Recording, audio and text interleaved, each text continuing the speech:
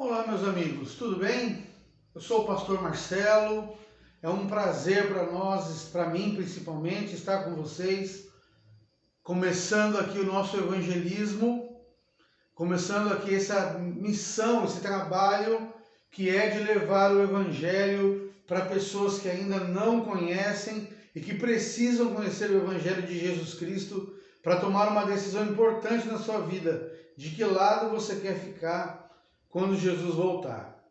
Esse primeiro assunto que nós vamos tratar hoje fala sobre a Bíblia. A Bíblia, a palavra de Deus, como nós a conhecemos, e quais os nomes que ela é chamada e tudo mais, né? É muito importante para nós que vamos estudar a Bíblia, começarmos a estudar a própria Bíblia, ok? E é importante que seja um estudo breve, porque estamos vivendo uma época de pandemia, não podemos estar juntos. Eu sei que tem alguns amigos que estão recebendo esse vídeo pelo WhatsApp, outros estão assistindo pelo YouTube, mas alguns estão presencialmente ali no pequeno grupo participando desse estudo. E é importante que todos vocês recebam a informação da melhor maneira possível. Eu vou pegar aqui uma colinha que eu fiz para mim, tá bom? Para que você não fique aí achando que eu sei tudo de cor. Eu sei muita coisa, mas não tudo, né? Talvez alguns de vocês, principalmente quem está aí no pequeno grupo presencial, recebeu um bloquinho ou uma folhinha, como essa daqui. Tem o número 1 e tem também o número 2. Já são os dois estudos aqui, o de hoje e o que faremos amanhã, tá bom? E a primeira pergunta que nós temos que estudar em nosso estudo hoje é o seguinte: que outros nomes recebe a Bíblia? A Bíblia não é só chamada de Bíblia, ela tem outros nomes também. E dentro da própria Bíblia nós encontramos outros nomes para a Bíblia. Apesar de que o nome Bíblia não aparece na própria Bíblia em nenhuma vez, tá bom? O nome Bíblia significa coleção de livros, e a Bíblia é um compêndio de 66 livros, ok? Colocados num único lugar, tá bom? Mas vamos lá, quais outros nomes que a Bíblia é conhecida? O primeiro texto que eu quero que você leia comigo, e está no estudo, mas para você que está sem o estudo aí, está na Bíblia, no livro de Lucas, no capítulo 8, o verso 21, que diz assim: minha mãe e meus irmãos são aqueles que ouvem a palavra de Deus e a praticam. Então nós podemos também chamar a Bíblia de a palavra de Deus. A palavra de Deus não está contida na Bíblia, né? É a própria Bíblia é a palavra de Deus, ok? Então você pode chamar a Bíblia de palavra de Deus, a Bíblia é a palavra de Deus. Também no livro de Mateus, no capítulo 21, verso 42, nós encontramos ali o seguinte: disse-lhe Jesus, nunca lestes nas Escrituras?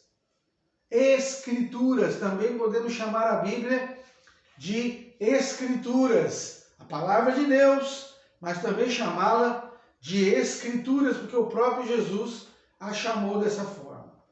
E no livro de Isaías, no capítulo 34, verso 16, nós encontramos o seguinte: buscai no livro do Senhor e lede. Livro do Senhor também é um meio pelo qual nós podemos chamar a Bíblia, ok? Então nós podemos chamar a Bíblia de palavra de Deus, Escrituras e livro do Senhor, ok? Existem outros nomes também que nós podemos chamar a Bíblia, mas como palavra de Deus, ok? Já falamos, né? A palavra de Deus é o primeiro tópico aqui. Escrituras, livro do Senhor e muitos outros nomes também que nós podemos chamar a palavra de Deus, ok? E quem inspirou os escritores da Bíblia? Quem disse para eles escreverem o texto bíblico, né? Nós encontramos a resposta para essa pergunta no livro de 2 Pedro, capítulo 1, verso 21, que diz assim: porque nunca, jamais qualquer profecia foi dada por vontade humana. Entretanto, homens santos falaram da parte de Deus, movidos pelo Espírito Santo. Homens que falaram da parte de Deus, movidos, animados ali pelo Espírito Santo do Senhor. Então nós podemos dizer que quem inspirou a escritura da Bíblia foi o próprio Espírito Santo de Deus. Ok? A próxima pergunta que temos é a seguinte: o que devem buscar nas Escrituras os que a examinam? Os que estudam a Bíblia, o que devem procurar na Bíblia? E nós encontramos essa resposta em João 5,39, que diz assim: examinai as Escrituras, porque julgais ter nelas a vida eterna, e são elas mesmas que testificam de mim. O que nós devemos buscar ao estudar a Bíblia? A vida eterna. A vida eterna e os meios para alcançarmos essa vida eterna em Cristo Jesus. É isso que nós devemos buscar quando estudamos a Bíblia. Ok? A quarta pergunta do nosso estudo, ela diz o seguinte: qual é a utilidade das Santas Escrituras? Esse texto, essa resposta nós encontramos em 2 Timóteo, capítulo 3, versos 16 e 17, que diz assim: toda a Escritura é inspirada por Deus e útil para o ensino, para a repreensão, para a correção, para a educação na justiça, a fim de que o homem de Deus seja perfeito e perfeitamente habilitado para toda boa obra. Para que serve a Bíblia então? Serve para a correção, para o ensino, repreensão, para a educação na justiça, para que nós estejamos habilitados para toda boa obra. Ok? É essa a necessidade que temos de estudar a Bíblia. Essa é a utilidade da Bíblia para nós, nos transformar em homens e mulheres melhores. Tá bom? A outra pergunta que tem no nosso estudo é o seguinte: o que Deus deseja que sua palavra seja para nós nesse mundo de pecado, erro e morte? Essa pergunta, nós encontramos a resposta para ela no Salmo 119, verso 105, que diz ali: lâmpada para os meus pés é a tua palavra e luz para os meus caminhos. O que isso quer dizer? Que a Bíblia, ela mostra a direção que nós devemos seguir. A Bíblia mostra o caminho. A Bíblia mostra como chegamos em Cristo Jesus para encontrarmos a vida eterna que tanto buscamos ao estudar a Bíblia. Ok? A próxima pergunta do nosso estudo, ela diz o seguinte: por quanto tempo permanecerá a palavra de Deus? E aqui nós começamos em Isaías 40, verso 8, que diz assim, olha: seca-se a erva e cai a sua flor, mas a palavra de nosso Deus permanece eternamente.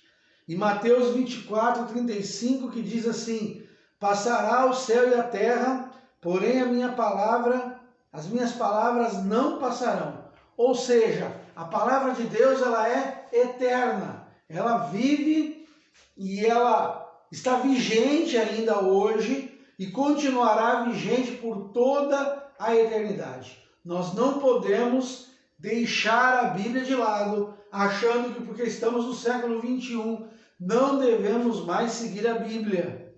Ok? Isso não existe. A palavra de Deus é eterna, sempre existiu, existe e sempre existirá. Nós devemos segui-la sempre, todos os dias da nossa vida. Ok? E para encerrarmos essa nossa parte de perguntas, nós temos a última pergunta que diz assim: sobre quem pronuncia Cristo sua bênção? E esse texto nós encontramos em Lucas capítulo 11, verso 28, que diz assim: ele, porém, respondeu, Cristo então respondeu: antes, bem-aventurados são os que ouvem a palavra de Deus e aguardam. Meus amigos, é importante para nós, como seres humanos, lermos a Bíblia, buscarmos nela a salvação, a vida eterna que nós tanto queremos? Ou será que você não quer viver para sempre? Você não quer ter uma vida melhor, viver sem doenças, sem crises, sem dores, sem mágoas, sem morte? Todos nós queremos isso. E isso nós encontramos na palavra de Deus. Por isso que é tão necessário que nós a estudemos, que nós a analisemos, que nós nos envolvamos com ela, estudando para aprender cada vez mais sobre a palavra de Deus.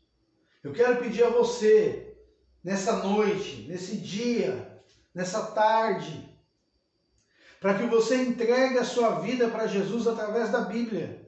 Ou melhor não, né? Melhor do que entregar a vida para Jesus não tem. Mas que você tome hoje a sua decisão para o estudo da Bíblia e que todas as suas decisões futuras sejam baseadas na palavra de Deus.